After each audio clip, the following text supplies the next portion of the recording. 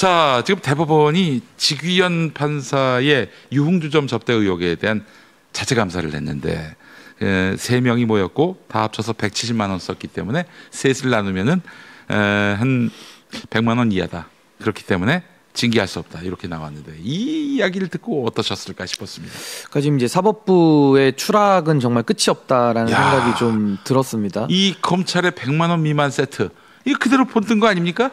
그리고 이게 또 어디서 많이 봤던 장면이냐면 김건희 씨의 그 뇌물수수, 명품백 수수에 대해서도 당시 권익위원회에서 윤석열의 어떻게 보면 하수인격의 역할을 했던 뭐 정승윤 부위원장 이런 사람들이 나와서 말이 되지 않는, 그러니까 법리라는 말을 붙이기도 민망한 해석을 통해서 사실은 권력형 범죄를 비호했거든요. 근데 이번에 직위원 재판장과 관련된 이 룸살롱 사건을 해결함에 있어서도 대법원의 윤리감사관이라는 자가 나와서 윤리적 차원에서 징계를 하기는커녕 법을 가지고 와서 적용을 하려고 하는데 청탁금지법, 그것도 기계적이고 형식적인 적용을 통해서 나누기 3을 하니까 적용이 되지 않는다.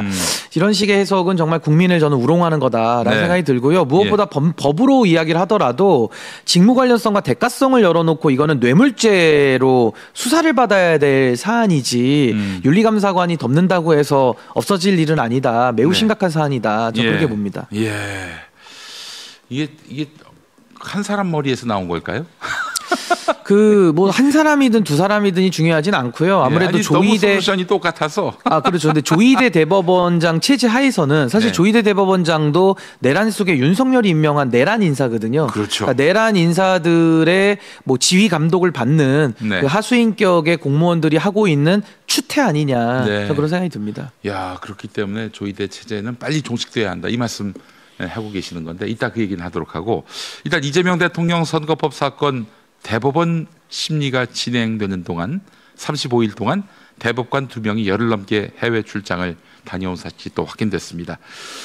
기록 7만 쪽을 종이 문서로 출력 못한 것은 진즉에 알려진 사실이고, 최고법원이 이 대선 당선 확률이 매우 높은 후보를 낙마시키기 위해서 출마조차 못하게 하려고 이렇게 뭐 한마디로 공작을 벌인 셈이 됐는데, 어떻게 이래놓고 대법원은 지금 사법부 독립을 운운하고 삼권 분립을 얘기하고 있는지 참 가치가 전도돼도 이건 정말 너무 심하다, 이런 지적들이 나오고 있어요. 그러니까 우리가 보통 이제 손바닥으로 하늘을 가린다, 뭐 말 같지도 않은 일을 할 때 이제 그런 말을 쓰는데 지금 조이대 체제의 대법원은 손바닥이 아니라 손가락으로 지금 하늘을 가리고 있는 그런 형국 아니냐.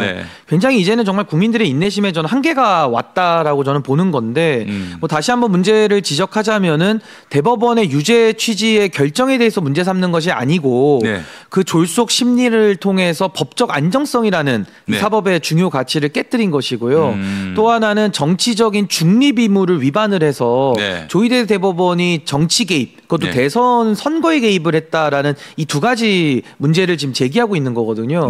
이건 정말 사법부의 근간이 흔들릴 수밖에 없는 아주 중차대한 사항인데, 여기에 대해서 대법원 조이대 체제는 졸속 심리, 정치 편향성, 여기에 대해서 답을 하는 것이 아니라 그냥 본인들은 그냥 잘했다라는 말밖에 지금 안 하고 있기 때문에 이게 해결이 안 되는 건데요.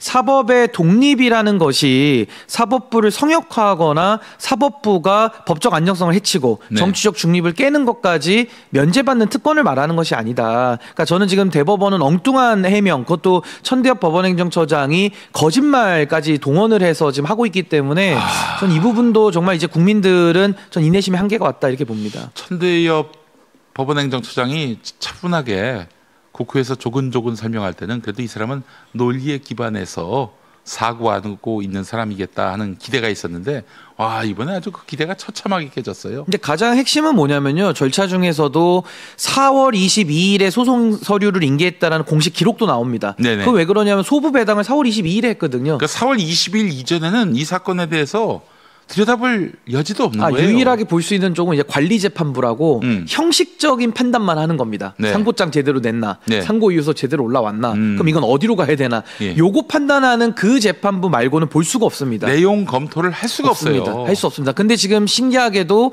사법부는 가장 중요한 사건을 가장법을 위반해서 처리했거든요. 그래서 3월 28일부터 필수조, 특수조 같아요. 아마 조이대에 이거는 지령을 받아서 아마 투입된 대법관들이라고 보는데 그 자들이 답을 해야 됩니다. 누구의 지시에 의해서 했는지. 그리고 재판사무국장이라는 자도 법원행정처장의 이제 지휘를 받는 고위 공무원인데 물론 판사는 아닙니다만은 재판사무국장도 누가 복사했는지도 모르고요. 기록이 거기로 갔는지도 모르고 누가 지시했냐고 물어보니까 답도 못합니다. 그럼 이거는 이제 유령이 했다라고 볼 수밖에 없기 때문에 이제는 대법원이 무속의 영역으로까지 지금 가야 되는 거 아니냐 그런 생각이 듭니다. 글쎄요. 이것만을 위한 특별 사법재판부를 만들었으면 좋겠어요. 대법원이 판단할 수도 없잖아요. 대법원의 문제를. 그리고 우리 사회가 어떻게 대법원의 문제에 대해서 심판을 못할 수가 있는 건지 이 시스템의 부재도 너무 놀랍습니다. 아니 행정부나 입법부는 잘못하면 선거를 통해 심판하잖아요. 그런데 어떻게 된 것이 사법부는 심판도 못해. 야 우리가 그냥 판단하는 대로 그냥 받아들여. 뭐 나중에 뭐 정말 수틀리면 많이 지나서 그때 가서 재심 청구를 하든지 이거 아닙니까 지금. 그래서 과거에 인혁당 사건은 사형을 선고했고 바로 하루 뒤에 집행까지 했던 이 사법의 오욕의 역사가 있는 거고요. 이미 돌아가셨는데 그분들은. 그러니까요. 책임지지 못할 짓을 하는 거고요. 무엇보다 저는 지금 사법부가 상당히 오만함의 극치에 달하고 있다. 왜냐하면 이게 지금 상권분립 체제하에서 우리 헌법은 서로 견제와 균형을 가지고 운영되도록 시스템을 짜놨는데 그 시스템 자체를 부인합니다. 그러면서 본인들의 독립은 마치 성역화 선언, 신성가족처럼 이야기를 하고 있는 게 잘못이 된 것이고 이 시험 권력을 통해 가지고 젊었을 때 공부 잘해 가지고 그 자기가 취득했다. 그러니까 본인의 공로로 얻었다라는 그 오만한 인식 속에서 누구의 간섭도 받지 않고 오히려 본인들은 법률의 해석 적용을 하는 기관인데 이제는 법 창조 내지는 국민주권까지 본인들이 대신하겠다라는 이 오만함의 극치까지 온 지금 불행적인 상황이기 때문에 가장 중요한 것은 조이대 대법원장의 거취를 정리하는 게 맞고 그게 어렵다고 한다면은 뭐 내란특별재판부라든지 다른 대안들을 마련을 해야 되는데 지금은 출구 전략이 인적 청산이나 제도 개혁 이 둘 중에서 저는 인적 청산을 먼저 해야 된다는 입장인데. 그래서 새 판 짠 다음에 그 다음에 개혁을 얘기해야죠. 그렇죠. 뭐 예를 들면 과거에 그 군부 독재를 청산할 때도 YS 대통령이 소리 소문 없이 별 40개를 그냥 집권 초기에 떼버렸거든요. 그날 퇴근할 때 발표하고 그 이튿날 그 사람들은 갔더니 자기 자리가 없어졌어요. 그때 김영삼 대통령이 하나회를 그대로 놔두고 군 제도 개혁을 외쳤더라면은 아마 뒤죽박죽이 됐을 겁니다. 그럼요. 하나회가 또 그 되치기 할 것이죠. 그렇죠. 그러니까 지금도 사법부를 정리함에 있어서는 지기현 재판장의 문제, 조이대 대법원장의 문제를 먼저 해결을 실효적으로 하고 그 다음에 저는 제도 개혁을 말하는 것이 맞겠다. 근데 그 제도 개혁도 내란특별재판부라는 임시적인 제도 개혁을 먼저 하는 게 맞지. 지금 민주당이나 국회에서 논의되고 있는 이 사법개혁 아니라는 것이 불쑥 튀어나와서 대안으로 역할을 하겠다라고 한다면은 이 또한 저는 유효하거나 실효적인 조치는 아니다. 저는 그렇게 생각합니다. 알겠습니다.